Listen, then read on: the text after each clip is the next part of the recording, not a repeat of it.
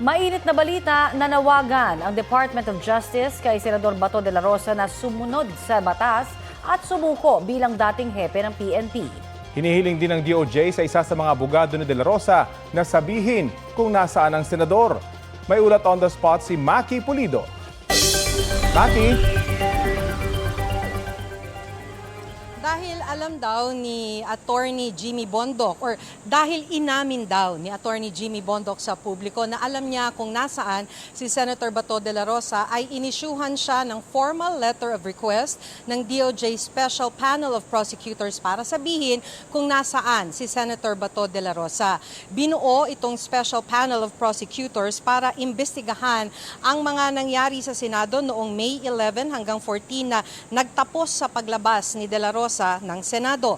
Ayon kay Justice Secretary Frederick Vida, pagkakataon na ito para makipagtulungan sa legal na proseso si Bondoc. Git niya, dahil abogado si Bondoc kaya't officer of the court, hindi ito dahilan para hindi makipagtulungan sa legal processes at itagong hinahanap ng batas kahit na kliyente pa niya si De La Rosa.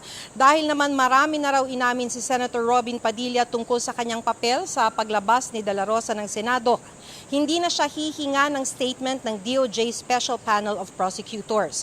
Pag-aaralan na lamang daw ng panel ang mga ginawang pag-amin ni Padilla. Sabi ni Vida, hindi naman daw lahat kailangang tanungin dahil may mga bagay na factual na. Narito po yung pahayag ni Secretary Vida.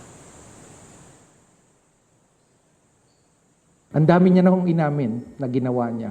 Meaning, our panel of prosecutors will study everything. Will study everything that based on these admissions, based on this factual milieu or factual circumstances, can we lead to a conclusion that he or a person is probably guilty of a particular crime. Hindi naman po lagi kailangan tatanungin pa dahil may mga bagay factual na eh.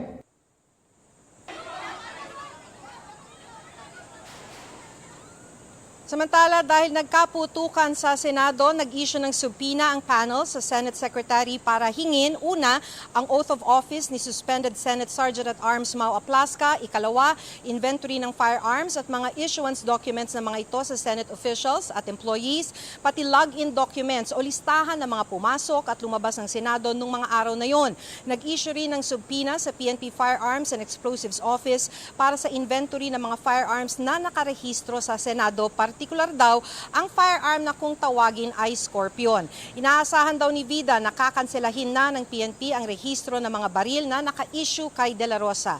Lahat daw ng indikasyon, sabi ni Vida, ay nasa Pilipinas pa si De La Rosa. Hindi raw nila nakikita sa ngayon na kailangang mag-post ng reward para sa pagkakaaresto ng senador. Sa halip ay muli itong nanawagan sa senador na sumunod sa batas dahil bilang dating hepe ng PNP, sabi ni Vida, alam daw ni Senator De La Rosa na kailangan niyang sumuko kung may warrant. Rafi, Connie? Maraming salamat, Maki Pulido.